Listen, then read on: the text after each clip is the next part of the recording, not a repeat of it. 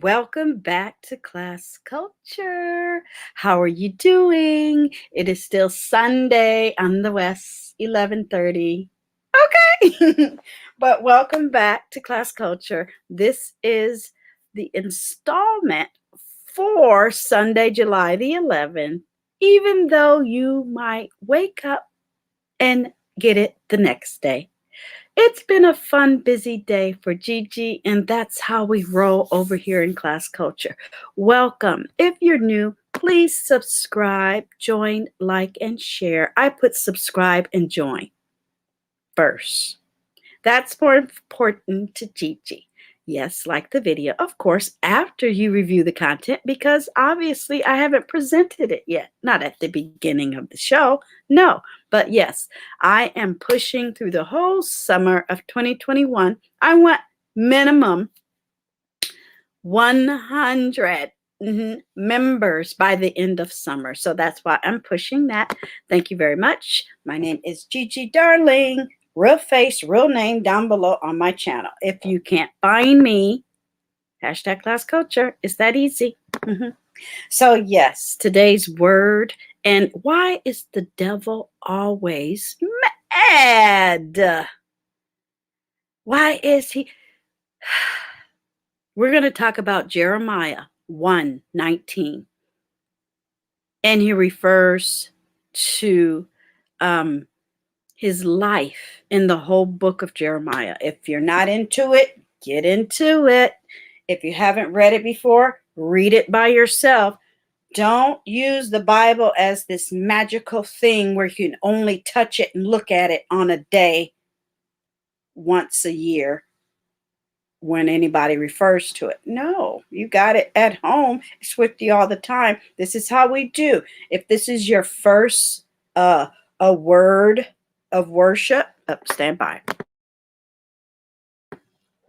Okay, if this is your first one, that's fine, because I have a whole playlist. It's sort of round robin. You jump in when you can and listen to what we're talking about. This ain't Bible-y. It ain't churchy. We ain't thumping on no books. We ain't shouting, yelling, getting happy. We're talking about verses. We're talking about the meaning. I show you some visuals. I even add information down below in the description box, so when I'm done, you can go further into the subject and make it matter to you. This is what I want to talk about today. He is with me. And what did I mean by that? We only have 2 visuals. But when I say only,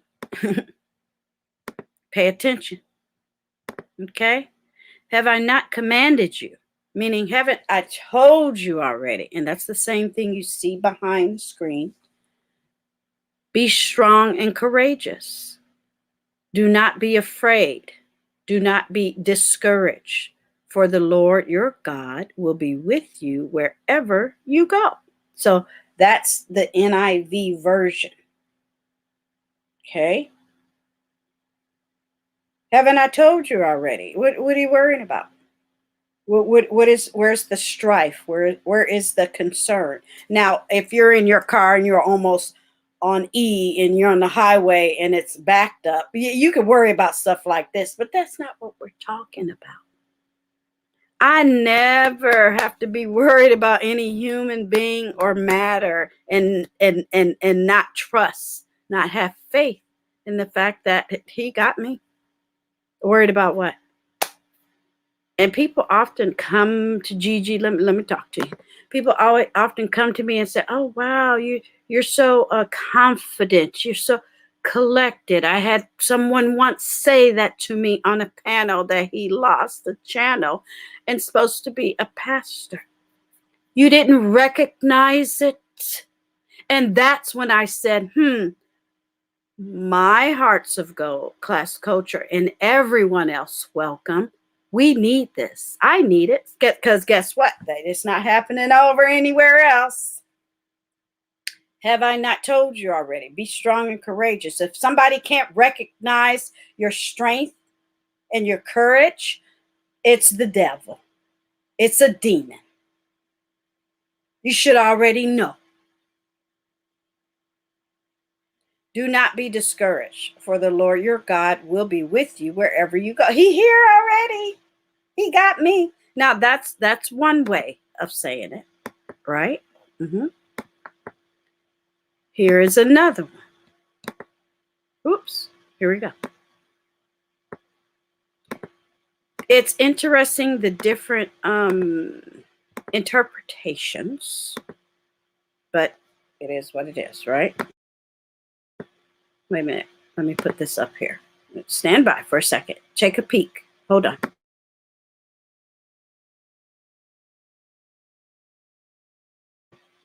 Okay, I get a lot of messages and things on my cell, so you don't need to hear all of that. But anyway, and I have it right here, and it's driving me nuts. Apparatuses that's supposed to help you sometimes annoy you, right? Let's read this one, and this is more to my liking. They will fight against you, but will not overcome you, for I am with you and will rescue you, declares the Lord. And you can still see it says still Jeremiah 1:19. So I wanted to share, I wanted to give some variety, and people hear things in different ways. And we're going to talk about what I see and what I think this means. Now, we're going to be heavy on the Google. And then we're going to go to 1, 2, 3, 4. Everything is down below in the description box. Downtown. 1, 2, 3, 4 links. Yeah, the devil was mad, y'all. I turned on StreamYard and I was doing my thing. And I said, oh. And I refreshed my computer. And I said, oh. Let's read that one more time. They will fight against you. Just expect it. People ask questions like, why is there a thing called beef? What? And if you call yourself a student, a worshiper, a believer, we already know this, especially if you get to a certain age. Okay, I wouldn't expect a 21-year-old to get it. Oh, I said it. I mean, I really wouldn't. They ain't had time to get it. And hopefully they have someone in their life. You always have somebody in your life you listen to. You're going to tell me you don't listen to nobody? You listen to your boss, I bet that. Mm-hmm. You listen to the paperwork that you got to fill out to get something you want. Yeah. You following the rules. You're not writing on that piece of paper, I'm not going to do this. Give me what I want. It will never show up. You give your information to credit card companies. You give your information to CVS, Walgreens, and Walmart. But you're suspicious. No, you're on nonsense. You're lying to yourself. You're a whole demon. Playing demon games. And Gigi ain't going. Because when I know this, when I've read this 40 years ago, I got it. What's wrong with you? They will fight against you. I already know that. Expect it, HUGz. That's why you see that face and that smile and that relaxed posture in the cosplay. Yay. Because I'm going to enjoy the next 50 years, honey. I don't care who says what. And he's saying it too. They will fight against you. They're coming after your golden Bernice. They're coming after your royal blue hat. They're coming after your fur pom-pom grr. They're coming after that nose that looks just like a lion. They're coming up after your cheeks, your speech. They're coming after your channel. They're coming after your link to say something opposite of what you. I'm here. I'm here. He's with me. He already said it. I almost said Joshua. Jeremiah wrote about it. And that's what we're going to talk about. For I am with, he's here. You talking to me and him. Ain't that what I say there? And then after they say what they say, then okay. And then what happens? You go, oh, you get out the way because what God said, he going to rescue you. I could end the live right there. Honestly. And when you tell people, or when I've told folk that I can see them a mile away, well, I can see them 3,000 years away ago. Somebody had wrote this. Oh, he's prior to the life of Jesus. You didn't know that? Oh, okay. Let's talk about it. We're going to look up. Now, I might say this, the Tanakh. Okay, yeah, I said it right. We're going to look at, again, Jeremiah 1:19. I'm going to give you a source, the Tanakh, which is the Hebrew Bible. Yeshua, which is Jesus. The word rescue. Why does God want to save you? Did Jeremiah know Jesus? Why was Jeremiah placed in the Bible? How did prophet Jeremiah die?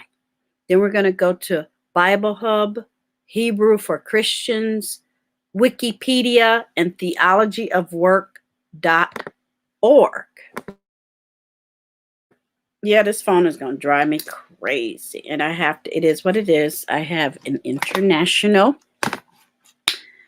business, so I have to pay attention. Thank you. So where are we going to go first? And I have to be careful because after this, shout out to the future, shout out to the current. Welcome, new subscribers. Appreciate you, boo. I'm going to start back to school. Yeah, so check out that playlist, even in the future, because that will live forever, too. So what are we going to look up first? First, let's look up Jeremiah first. Let's do that first, because I got to close these windows. I get itchy when I get too many windows open. So yeah, let's look at that. Yeah, the devil was mad today, y'all. He didn't want me to click live at all. I said, oh. But no, I was just relaxing. And I said, oh, I can bring this on and we can talk about it. And everybody can click it when they get it. I was in rush. Why? There's no reason. So when I look up Jeremiah 1:19, and I look at the visuals, you get good stuff. And we're all about positive affirmations, researching, showing receipts, ingesting it, knowing what it means. Don't turn around and ask somebody else what something means. Don't you have a mind? Can't you, after you read something, explain it? Or write it down, say, let me think about it. Can we talk about it tomorrow? Meditate on it. Pray on it. Or ask a loved one, not a stranger on YouTube. Don't do it. Somebody in real life. And then that'll spark a conversation. Let it be organic in the sense that it's authentic and organic, not created and manufactured. That's not organic. I am with you and will rescue you. So they even broke it down even more. Are you okay? Why would I worry about anybody? Now, if I'm in a room with a bunch of spikes in an Indiana Jones movie and I have to act like I'm, scared, that's make-believe. Okay. Mm-hmm. And again, here it is again. And they shall fight against thee. Mm-hmm. So, I mean, just know it's going to be okay if this is your belief. Even if, and here's the visual that I had when I first clicked live for you to look at. Even you don't have to be religious. You don't have to be Christian. You don't have to be Jewish. You don't have to be nothing but a human being and understand what just has said. Because you can say that to somebody else in your real life, can't you? Oh, it's okay. I got you. Don't worry about it. I got you. Now, a lot of people don't like the word rescue, but that's exactly what it is. People would rarely say, "Oh, yeah, the Bible's there to rescue me." They don't like to talk in those terms because they think there's a weakness. There's strength in truth. Okay? What can you imagine if there was no Bible? Then what would they do?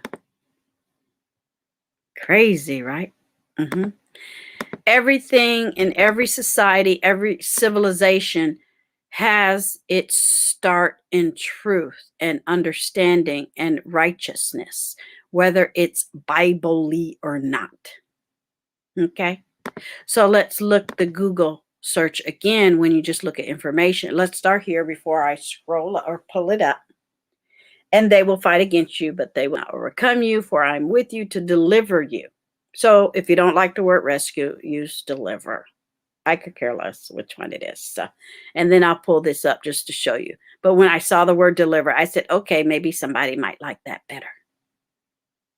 Okay, right here. Okay. So yeah, it's all the same thing. Because ask somebody, deliver you from where? Oh, well, my house burned down and I sought out faith and prayer. Well, firemen might have rescued you from the second floor. So it's the same thing. Deliver, rescue, same thing. God will deliver you and or rescue you. Let's just say the Red Cross will deliver you some resources so you can get to the hotel. It's the same thing. It's not a big mystery. Okay, here we go. All right. So what's next? Okay. Let's look at the word Tanakh. Tanakh. I don't have the dialect. It is what it is. If I sound funny saying it, does that matter? Nope. Because I'm showing you what we're talking about. It's really not that hard. Okay. Did I put that in there? I probably took it away because I had so many windows open, you guys. I had to do it the correct way. Okay, yeah, I got to put it in there. TA, and there it is. Oops.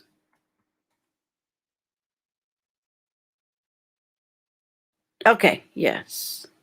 I stare just to make sure it's correct. Get in the habit of doing that. People talk so fast, and I watch and listen to their movements. And I asked myself, sometimes you have to calm it down in order to ingest what you're looking and talking about and thinking about. What happened to the art of conversation? All that fast talk and the half sentences and the jump overs and the whatchamacallits and the, well, I don't know. But then they want to be passionate about it and have emotions regarding it, and you don't know. That doesn't work for my mind. It really doesn't. Tanakh is an acronym made from the first Hebrew letter of each of the, and that's a word, text's 3 traditional divisions: Torah, instruction, law, and then the rest. You can look that up. Okay. And we are going to look it up, but I just wanted to shout out to our internationals. This is how you can look it up. This is where it's going to bring you. Okay. What is in the Tanakh? Oh, here it is. Sorry. There you go. Torah, Nevi'im, okay, prophets. I'm not going to say that first one because I'll screw it up. And Ketuvim, writings. So prophets, writings, and law. It's an account. On the continent of Africa, the tradition was oral until, let's just say, during the pharaohs, then the tradition became a written tradition. Even in southern Sahara and mid, the landlock of Africa, southern Sahara, southern Africa, and right in the middle of it. Because Africa is a beautiful, gorgeous continent to this day, but it was even richer back then because modern technology and pollution and all of that stuff wasn't happening. And it was before there was the huge Serengeti, if you study desert and land and environments, it was lush. It wasn't as big. There was jungle, wilderness. A lot of tribal people were always on the run, you guys. They had to group together. Why? Because of the animals. They shared land with, and I love when people say wild animals. I'm like, well, they're just animals. Why do you call them wild?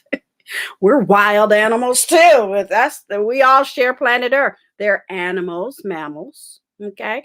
And you can't just be walking around by yourself in the jungle because a lion will come and eat your earth. Okay. It's not safe.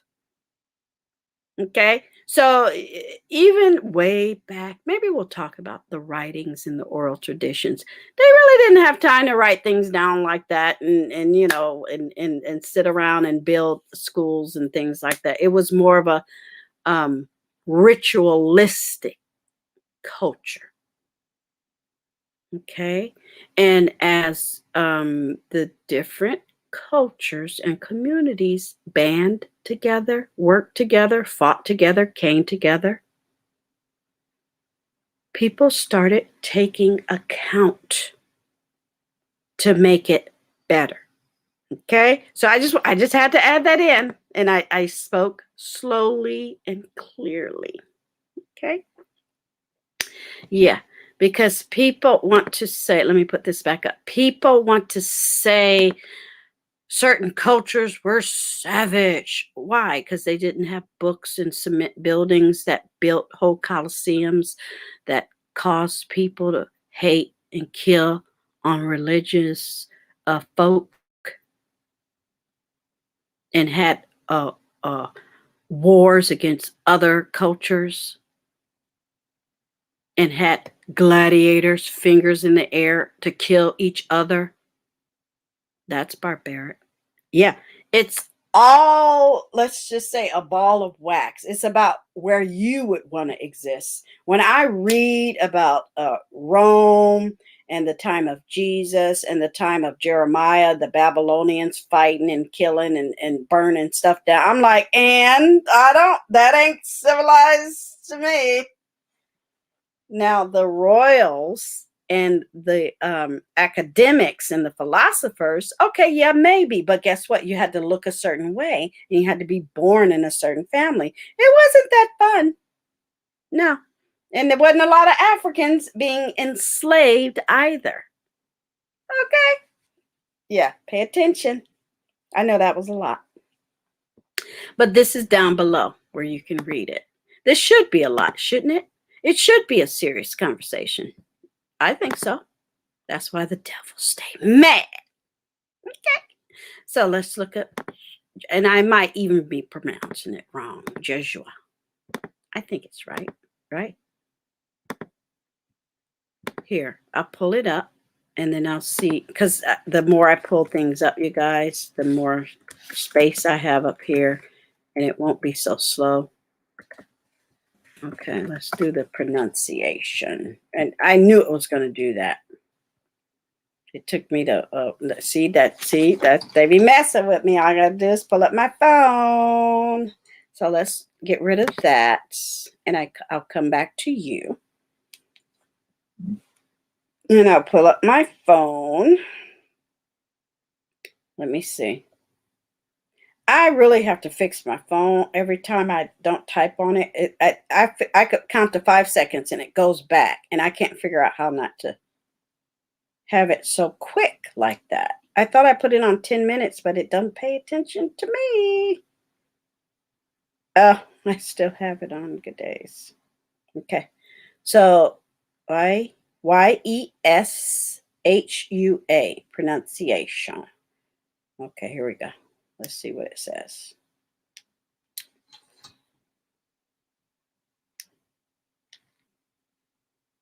I don't even know if it's going to take me there.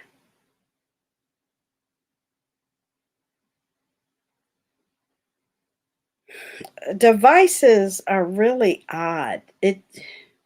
Someone was sending me a short film, and I was trying to look at it, and I couldn't hear it. I was like, well, where's the audio? They were like, it's on there. And my phone would not play it. And I'm like, what's going on? Okay, here we go. We are looking at how to pronounce. Oh, now see, all of that. I don't know. I don't want to know all of that. Just give it to me. Where is it?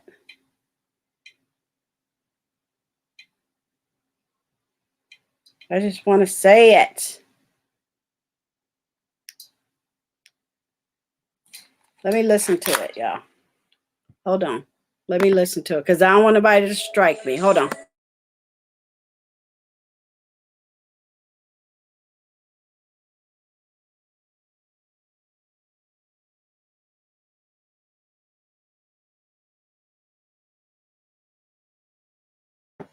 Okay, Yeshua.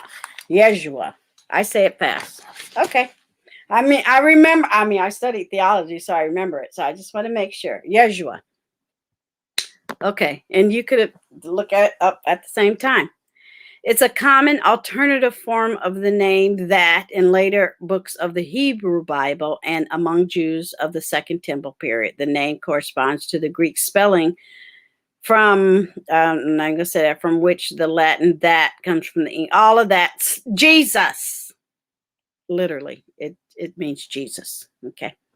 All right, so let's get rid of that. I'm trying to be funny in a annoying way because they do too much. Now, let's go to the word rescue. If you want to use deliverance, good on you. Okay. Let's go to the word rescue. Yes, this is important. Again, I test people in my real life, trust me.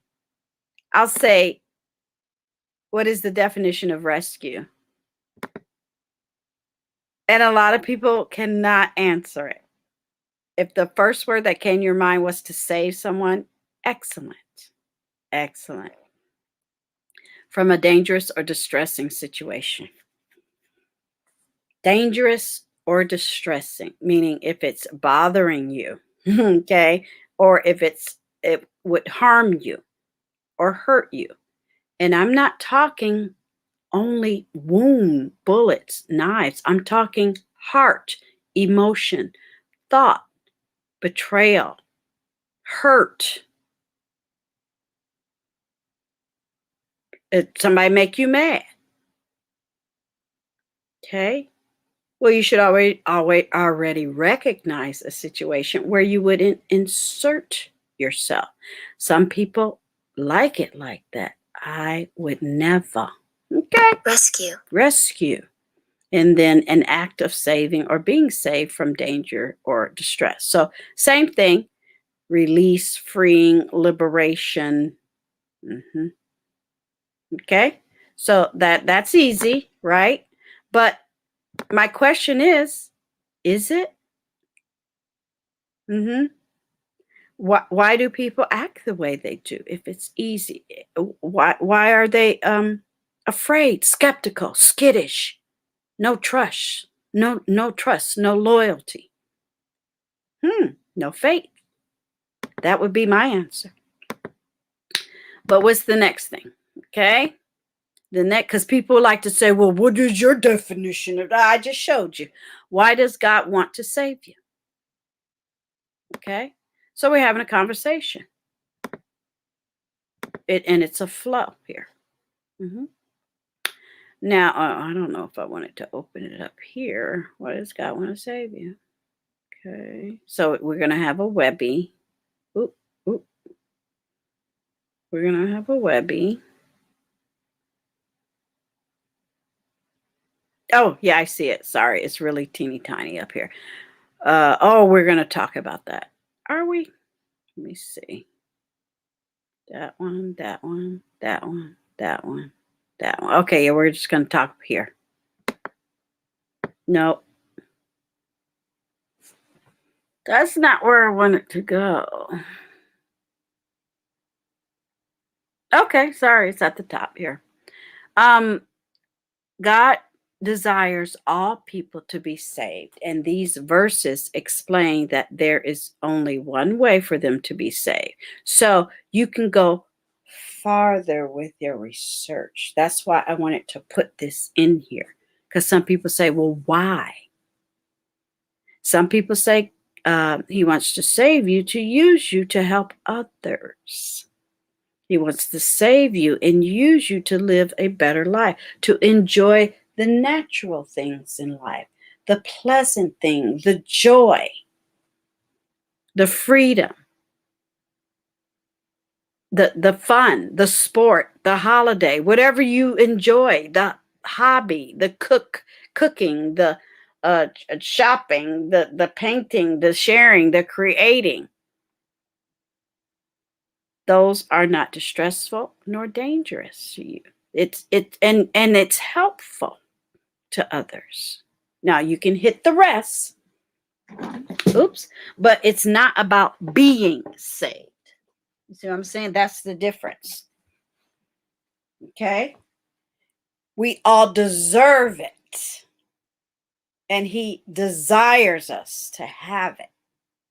You don't need to explain it to anybody. Nobody has to explain it to you.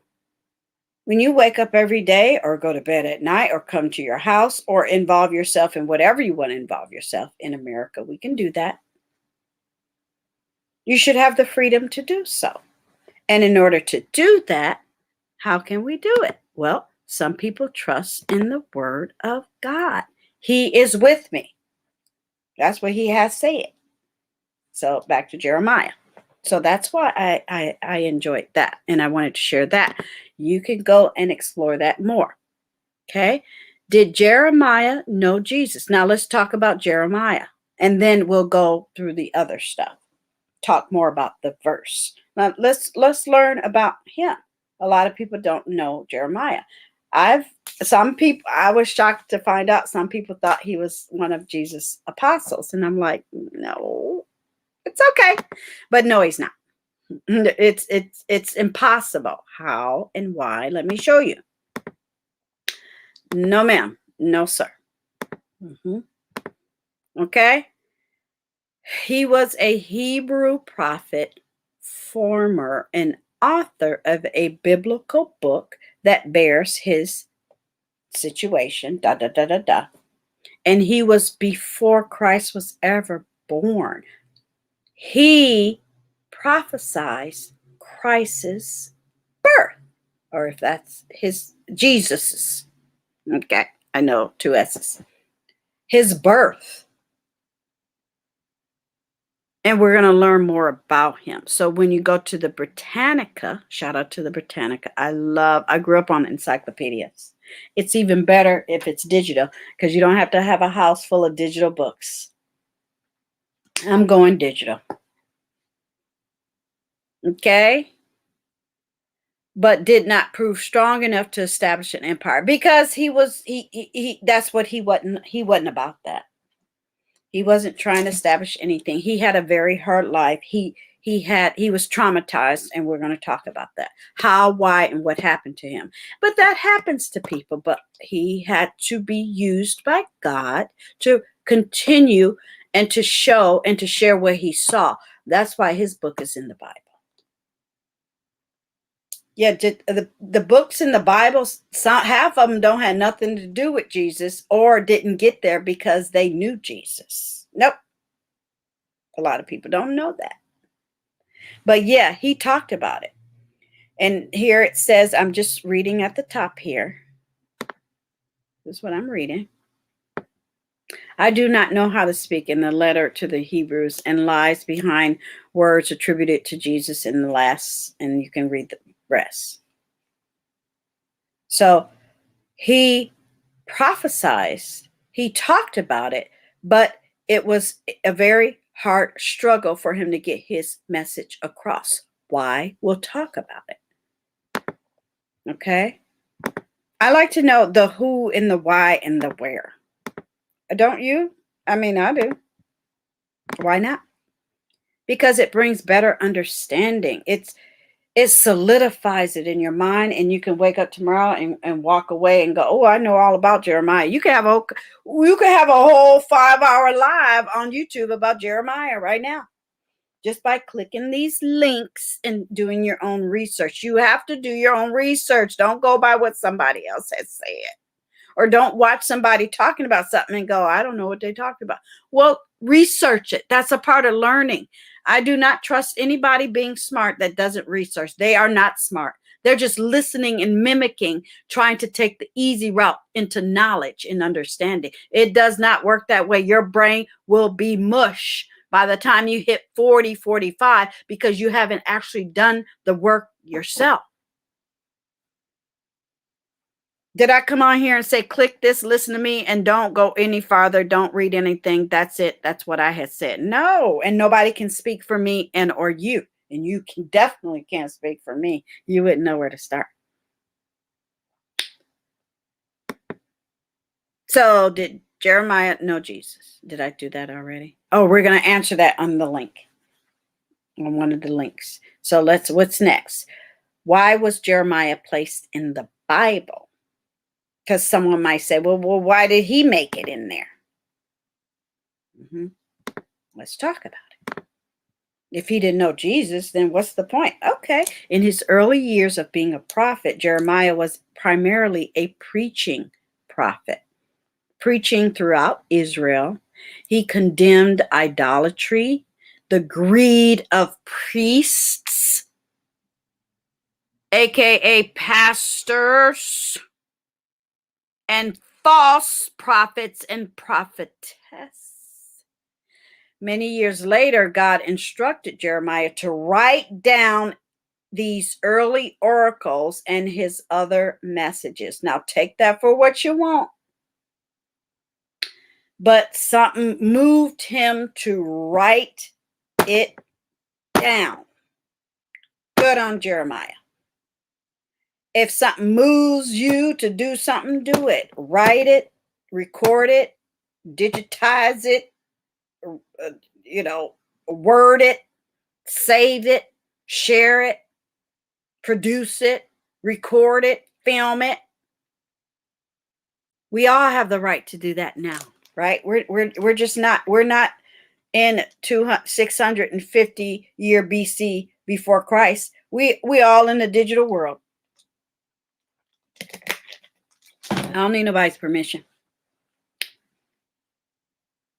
Somebody was doing what we doing now back then. Why?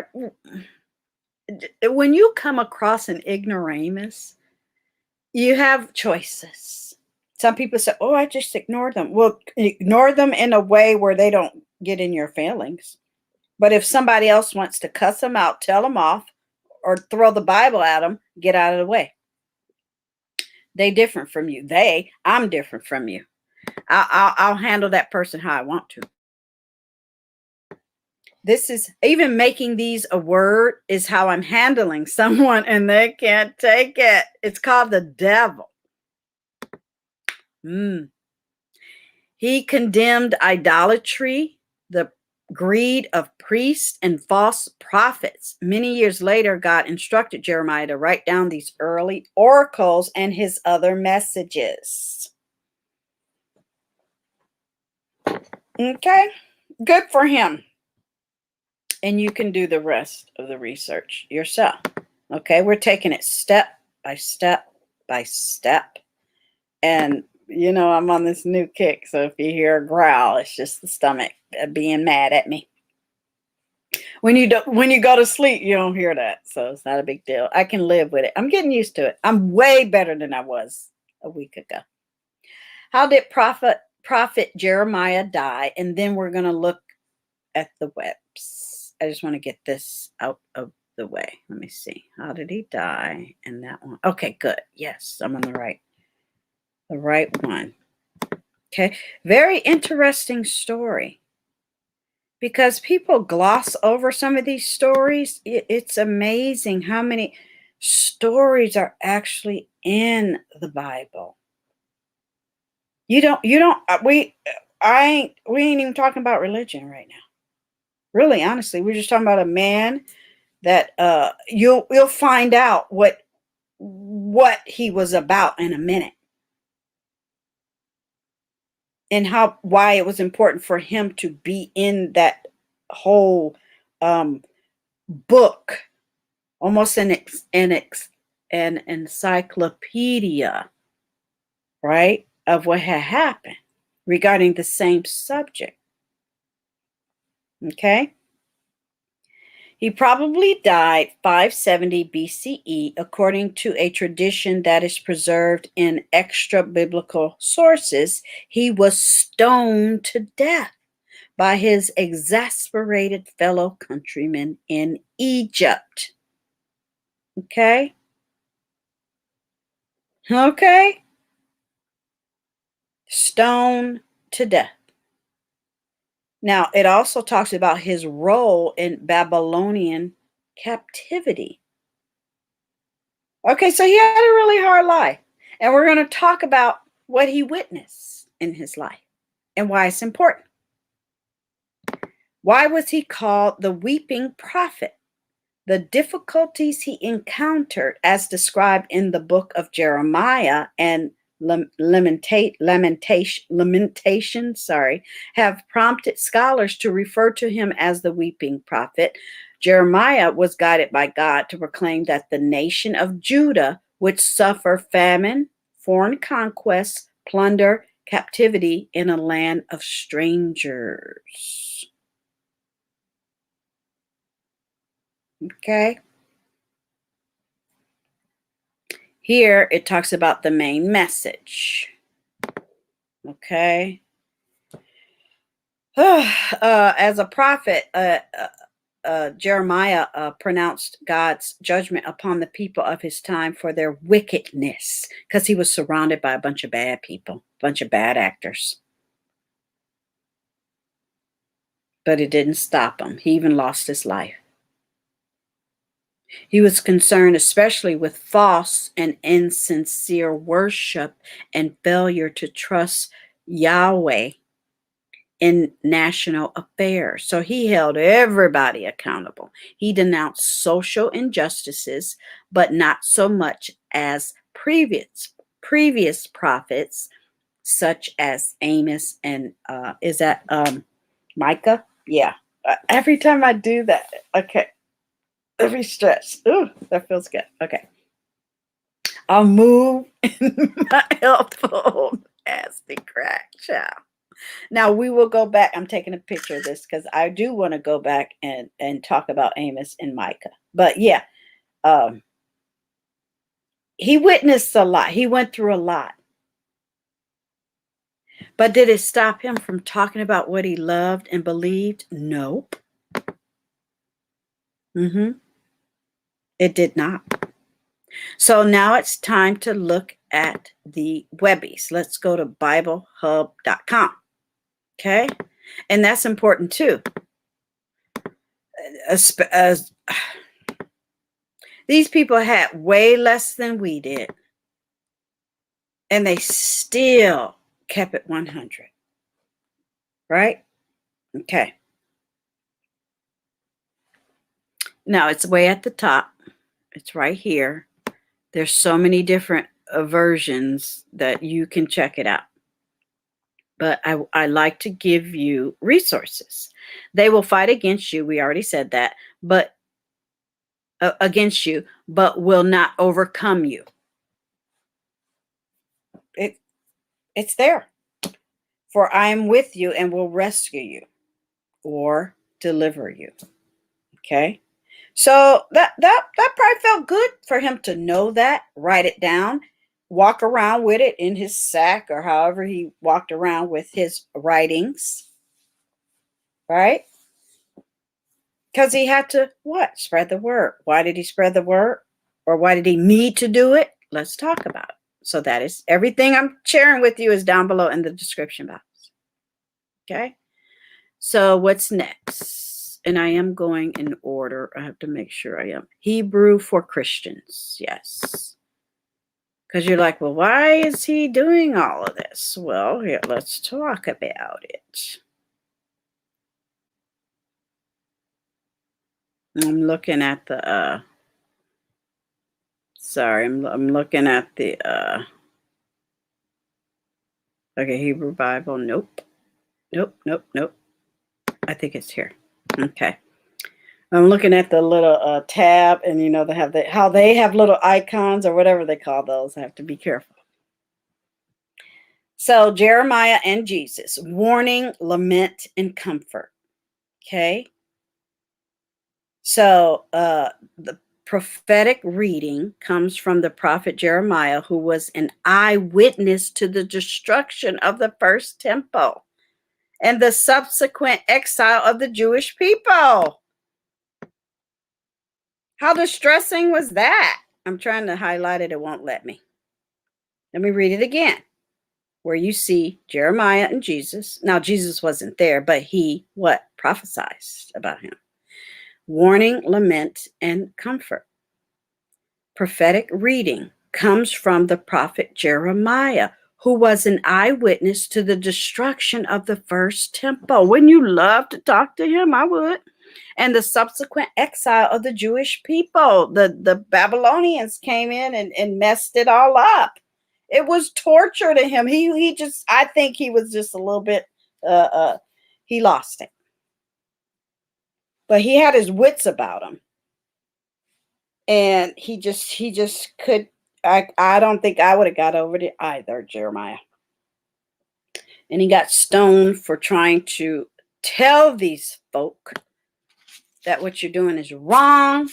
This person is not, it's a fake prophet. This person is a fake priest. You're not, just because it's burnt down to the ground doesn't mean we have to stop and you know, turn away from the correct way. And he got stoned for it. But let me read more. It is hard to overstate the significance of the destruction of the Jewish temple by the Babylonians in 586. That sounds barbaric to me. Sorry, not sorry. I'd rather be in a hut on the coast of, I don't know, the Tanzania, whoever. Enjoying my life. Okay. Stand by.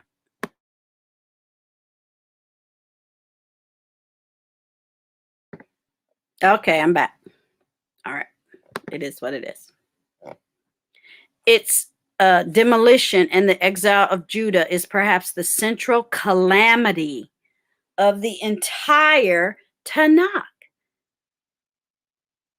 That's why it exists. It's a record of what had happened and the struggles they had to go through. Even today, Judaism grapples with its implications. The prophet of the dark, it goes way that back far, y'all. Sorry, but they still, it's written here, and you can tell it, and it's just their culture, and it's we don't do that.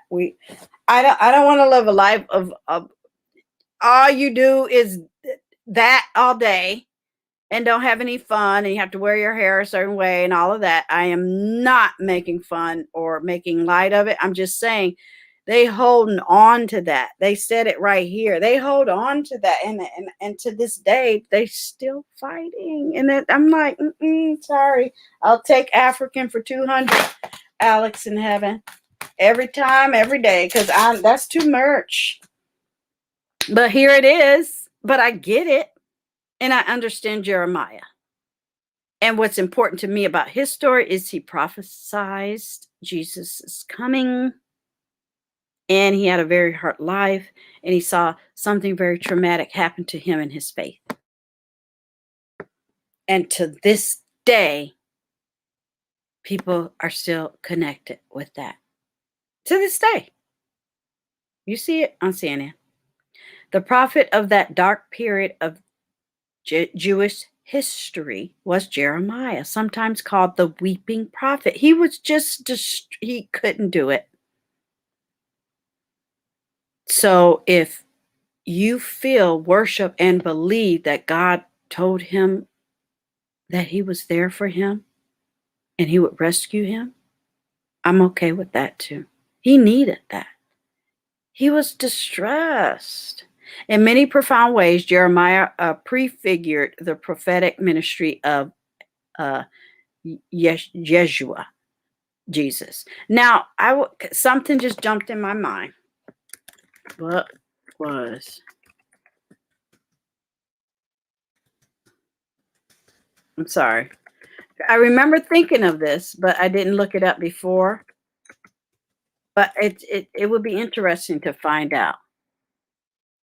So he was he was just a preacher. So yeah, that's why the temple was that important to him. Yeah, he was just a preacher, a prophet, a preacher, and that's okay. He must have been, I don't know if he had it. I would have to do deep dive in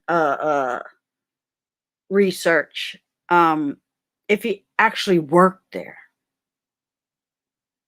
The book of Jeremiah is the second of the latter prophets in the Hebrew Bible, and this revolt was the final one. Babylon destroyed Jerusalem and its temple and exiled its king and many of its leading citizens. Like Job, Jeremiah cursed the day of his... Okay, there you go. So he was like a leading citizen. Jeremiah and the temple sermon. Okay. Jeremiah temple sermon and when Jesus gives. Okay. So, wow. So it was all messed up. Jeremiah was born in a priestly family. Okay. So we're going to share that. That's going to be the last thing we share. All right. So I shared that. Go ahead and get your research on. I found something really quick because it just hit me, and it's okay to do that. It's not a big deal. So Wikipedia, because I want to be able to talk about his story, talk about what he wrote, and make it make sense. Okay, let's go to Wiki. See, because these are real people to me. It's not like mystery or I can't talk about it or only anybody can read it. There is no rule on planet Earth that says you have to go to school or be anointed or in a group or in a cult or be a certain race to... No, I'm not going... I don't do that. So here, Wikipedia talks about the Hebrew Bible, the Tanakh, is the canonical collection of Hebrew scriptures, including the Torah. These texts are almost exclusively in biblical Hebrew and a few passages in Aramaic. Okay. And then they talk about Jeremiah. Okay. So he's important. And you can read the rest. I just had to say that part. Okay. Learn to embrace discussion, please, and thank you. That's what we do over here. All right, second to last, theologyofwork.org. Okay, so let me share this. And eventually, by the time the fall comes around, you guys, sorry, let me focus. Theology of Work, yeah. I'll do these less often, but now I'm more relaxed in knowing, okay, I've shared months with my Hearts of Gold. Thank you very much. And welcome everyone that's new on doing this. So when I pop off on a topic or a subject, you already know how I operate. You already know what I've done. Now you can do it yourself. But I'm not going to be questioned or challenged on the definition of rescue. I mean, give me a break. Okay, the theologyofwork.org. The fundamental issue in the book of Jeremiah is whether the people will be faithful to God in the midst of a difficult environment.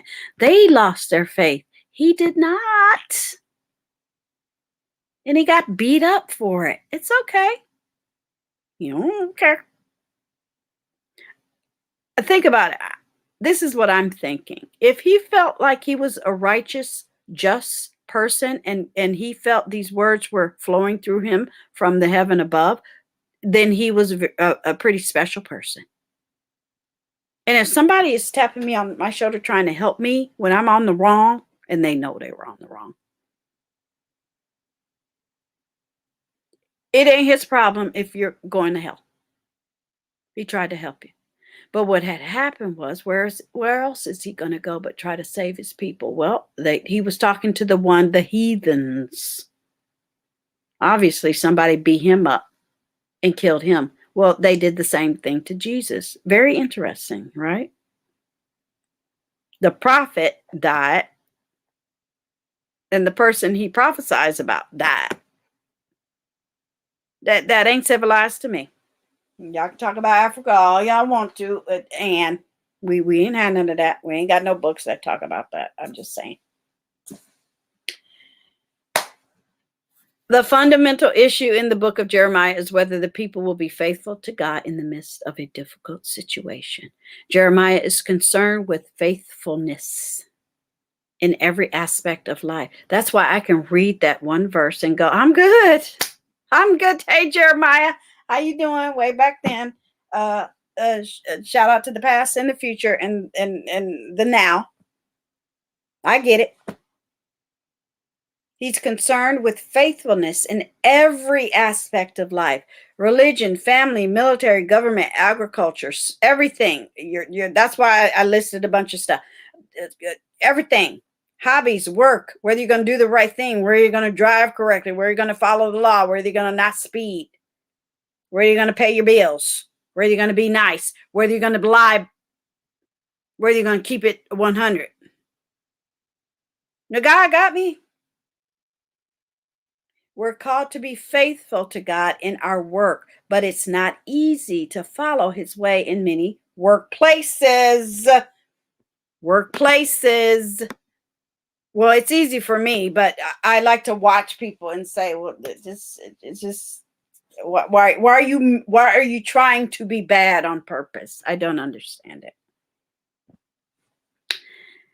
And you can read more and more and more, from kings and princes to priests and prophets, all were unfaithful to God. And they still, on the whole, came to the temple, offered sacrifices, and called on the name of the Lord. This is what he witnessed, but failed to acknowledge God in the way they lived the rest of their life. And he called them out. Good for him.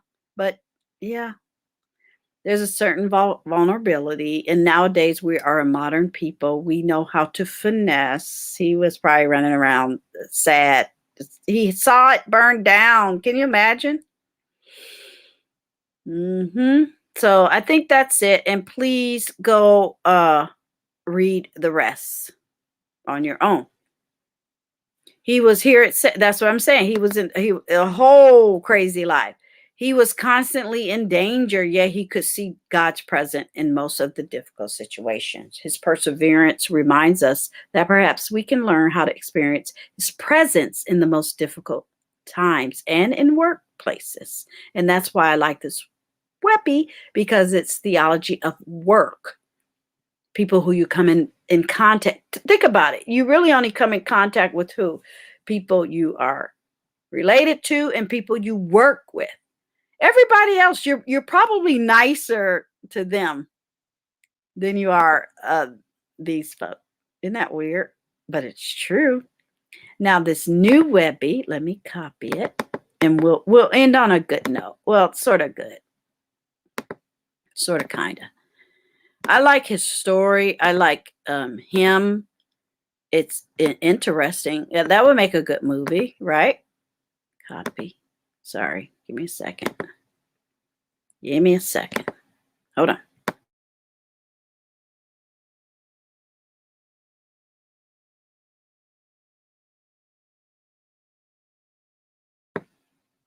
All right. I'm back. Sorry. Last but not least, they be trying me. This is what I was looking up in real time because I love to research. And I do, you guys. I don't spend like hours and hours and hours. But when I get a subject, and I'm that much more ready to tackle anything that comes along. Okay. So let me make sure I wrote this. Yeah. All right. So Shabbat.org. Okay. I like it. Jewish practice, community, inspiration, entertainment. Jesus was Jewish. Okay. The prophet Jeremiah lived during one of the most critical periods in Jewish history. He saw the destruction of He saw the destruction of Jerusalem and of the Beth, that word.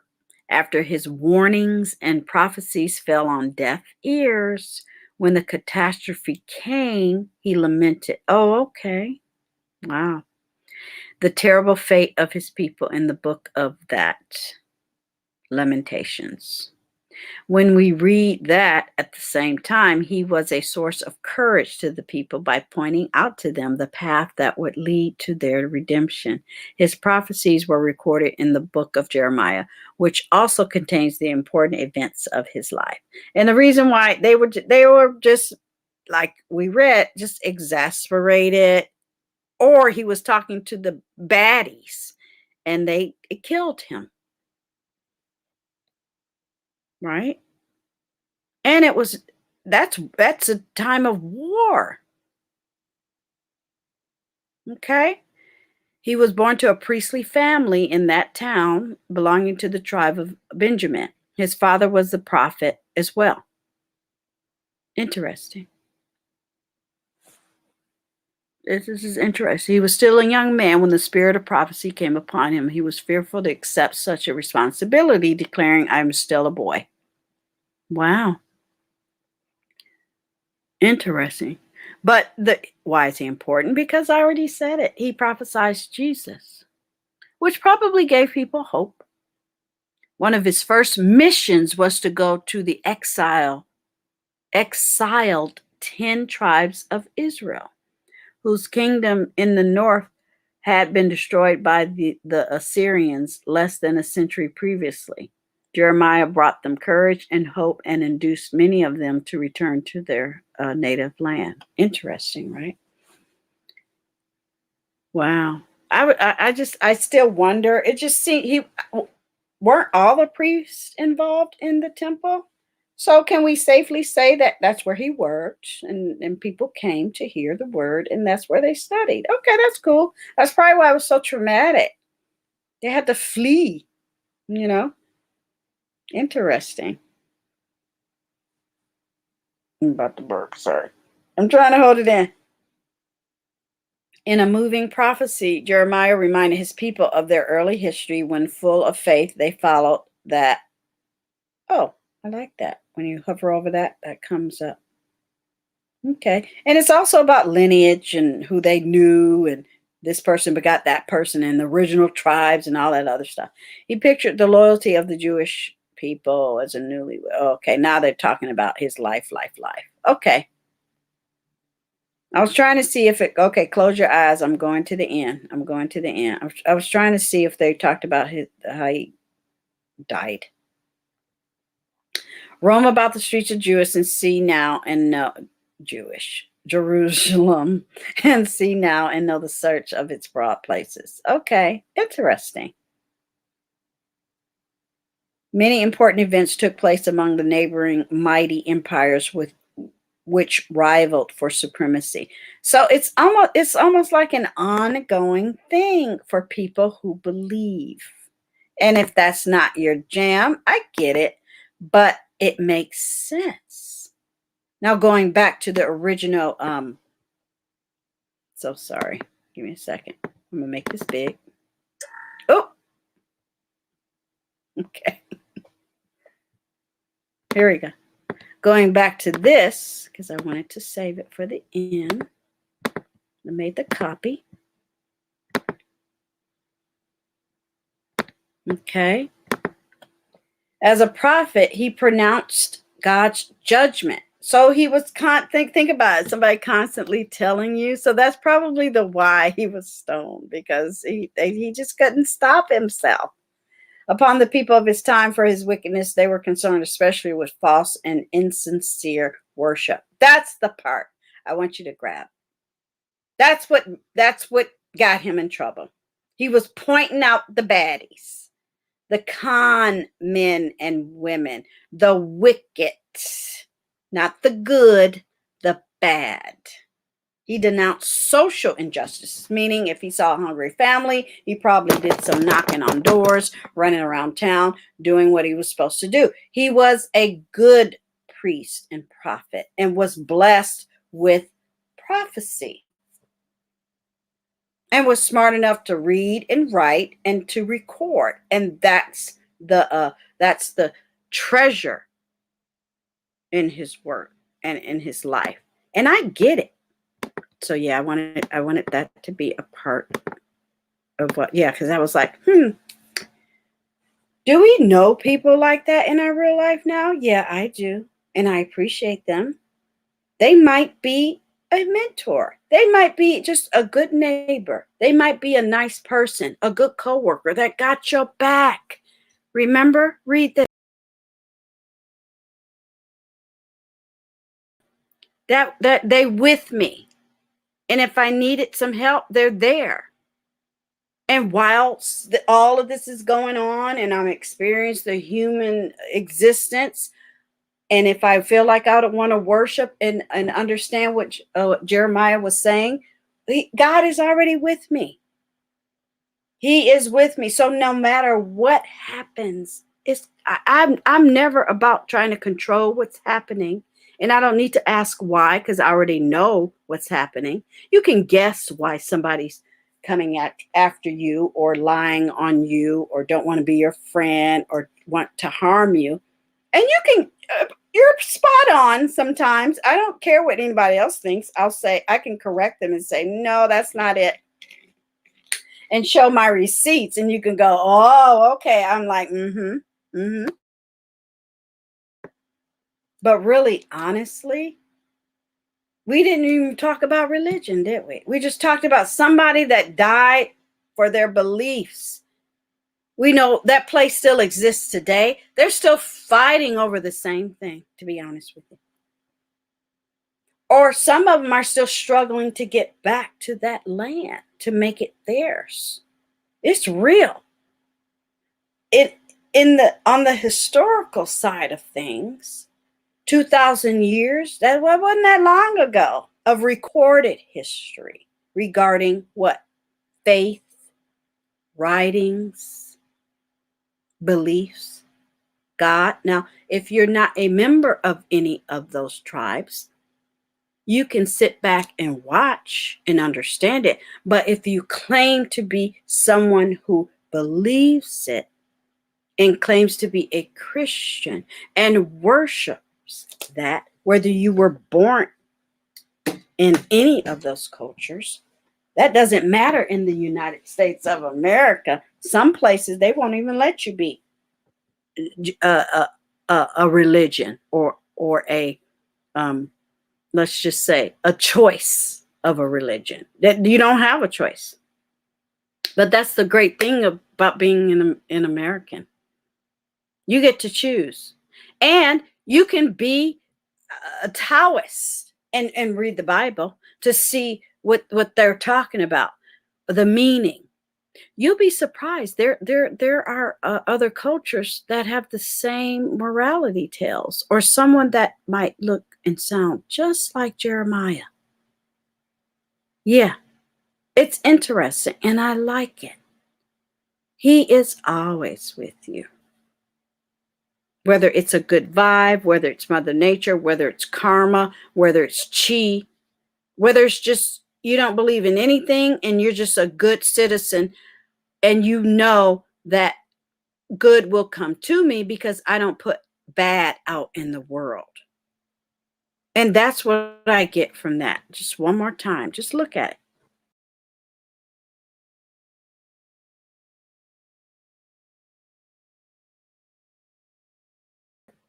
It's a powerful thing when you know that somebody is with you.